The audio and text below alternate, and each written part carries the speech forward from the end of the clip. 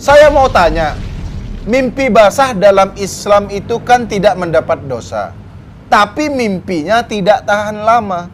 Saya mau nanya nih Beb, bolehkah menggunakan obat kuat sebelum tidur agar mimpi basahnya bertahan lebih lama?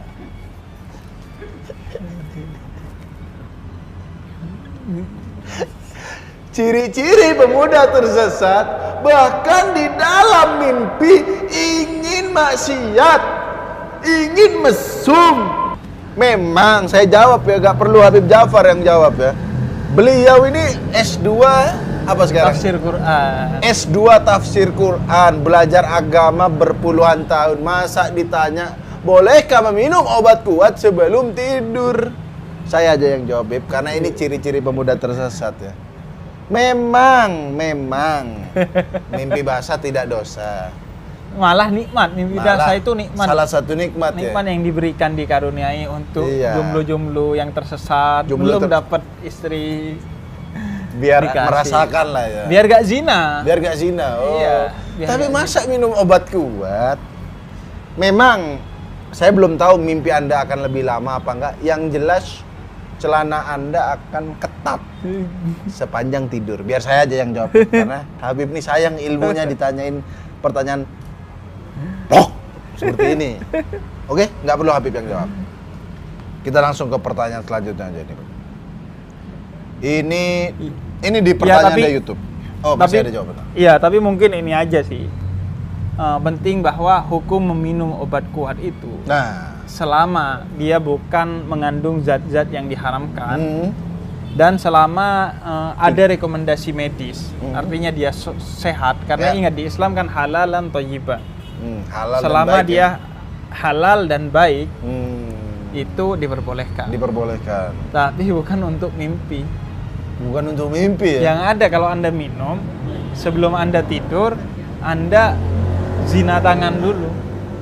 Mau tahu zina tangan? Tahu kan? Iya. Dulu saya.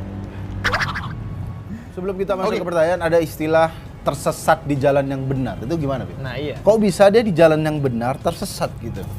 Maksudnya kalau dia tersesat ya berarti dia salah jalan gitu.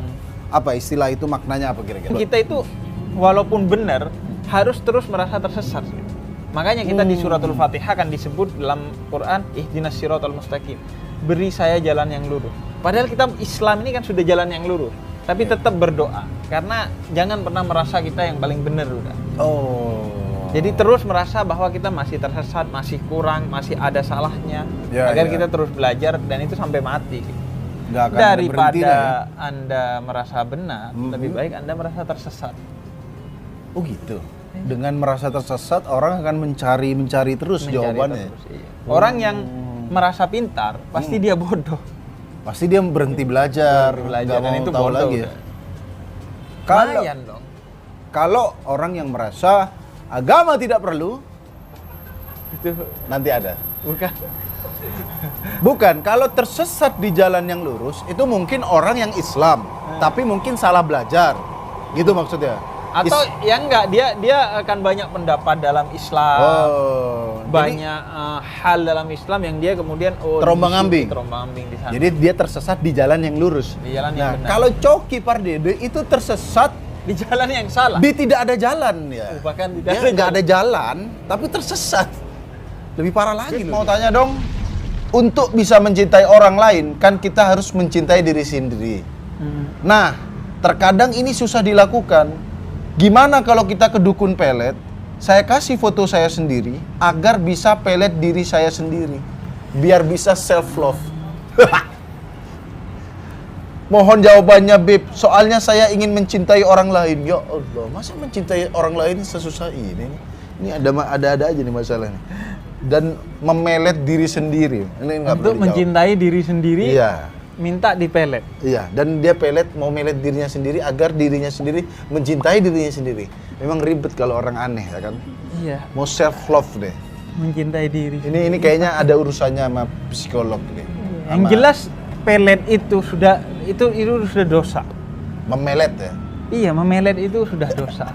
Karena sudah pakai bantuan dari Iya. Alam lain bantuan itu ya? dari Benda-benda. iblis, benda-benda Oh, yang itu iya. masuk syirik. Masuk Dan syirik. juga Anda kalau mau mencintai diri sendiri, itu sebenarnya poin utamanya justru adalah Anda mencintai karena Allah gitu kan. Gitu ya. Karena Allah yang ciptakan kita, yang kasih kita semua kenikmatan. Ya. Dan kita ini fi ahsani taqwim, ciptaan terbaik. Setiap orang itu sudah terbaik dalam keadaannya, yaitu Ya. yang terbaik sebenarnya. Hmm. Jadi Anda seharusnya gampang mencintai diri sendiri. Gimana cara itu? Yaitu dengan Meyakini- menyadari bahwa ini yang terbaik dari Allah untuk Jadi, saya gitu. Anda nggak perlu pelet-pelet ya? Nah, tapi apalagi itu milik dari sendiri. sisi agama. Oke. Cuman Slim, kita juga nggak boleh abai gitu. Hmm. Artinya kenapa? Ini kan juga ada faktor psikologis. Oh ya, Secara agama ya begitu cara mencintai diri sendiri. benar.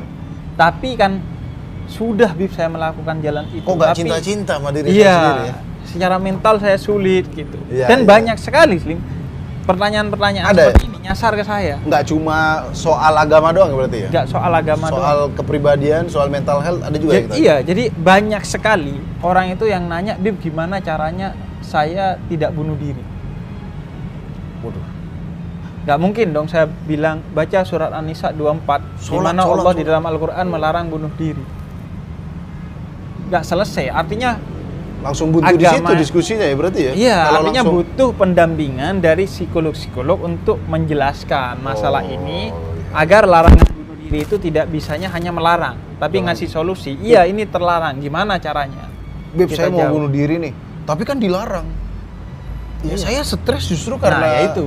Nah, Oh. itu makanya saya biasanya mengarahkan ke Psikolog ya? psikolog yang Oh, itu. ke mental.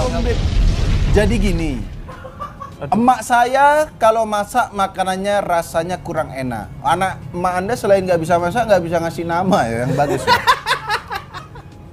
Kita lanjut ya. Emaknya kalau masak nggak enak, seperti contoh masak sayur sop kuahnya butek. Coki lo ketawa. Karena dia butek gelap begitu loh. Coki Pak. ketawa gitu. Anjir. Sopnya emaknya Daryanto itu julumat, Bro. Iya, gelap. Sopnya gelap loh. Gelap begitu juga dengan sayur-sayur lainnya. Hampir tiap hari masakan emak saya tidak habis sampai larut malam. Intinya kayaknya masakan emaknya Mas Daryanto ini nggak enak. Pernah saya ngasih saran untuk beli lauk yang sudah matang biar dimakan sama anak-anaknya. Nah, di situ emak saya tersinggung, Beb, marah, bla bla bla, karena saya takut jadi anak durhaka. Jadi saya makan dengan terpaksa. Nah, pertanyaannya, apakah saya durhaka makan makanan Last Hope Kitchen versi emak saya? Sambil mengumpat, kata ada lagi sambil mengumpat. Jadi intinya emaknya Mas Daryanto ini kalau bikin sop Nggak enak. butek, bukan gak enak doang, butek, Jadi nggak julumat, indah ya? gelap, terus juga sayur-sayur lainnya itu nggak enak. Terus Mas Daryanto nyaranin gimana kalau kita beli aja gitu. Maksudnya emaknya ini denial dia Iya, udah iya. jelas makanan banyak, nih sisa. Apakah keluargaku puasa? Bukan. Masakan Anda tidak Dan enak. udah bertahun-tahun ya, masih Udah aja bertahun-tahun dia anaknya daripada durhaka dia makan aja tapi sambil mengumpat di dalam Iya. hati. Dan sudah dikasih saran, itu, ayo malah makan- ngamuk. Malah ngamuk. Nggak open minded nih, Mas. Iya. Gimana nih Beb kira-kira kalau ada orang tua kita yang masakannya nggak enak tapi dia ya denial Iya. tadi. Jadi gini. Dikasih masukan malah marah tuh. Nah, Gimana jadi tuh? gini. Kebetulan Ya. kemarin sebelum hari ini kita syuting, Ya. itu saya diundang satu keluarga sih, Hmm. untuk ngisi pengajian keluarga mereka. Keluarga mereka. Iya. Oke. Nah itu kata anaknya ini berdasarkan permintaan dari ibunya, karena ibunya penonton setia Pemuda Tersesat. Bukan ibunya Mas Daryanto ya? Enggak, ya? bukan.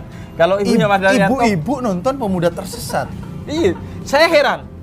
Dan itu bukan basa-basi kan, bisa jadi cuma basa-basi. Jangan kan ya, anaknya juga heran. Kenapa? Anaknya heran juga. Ibu saya nontonin Pemuda Tersesat.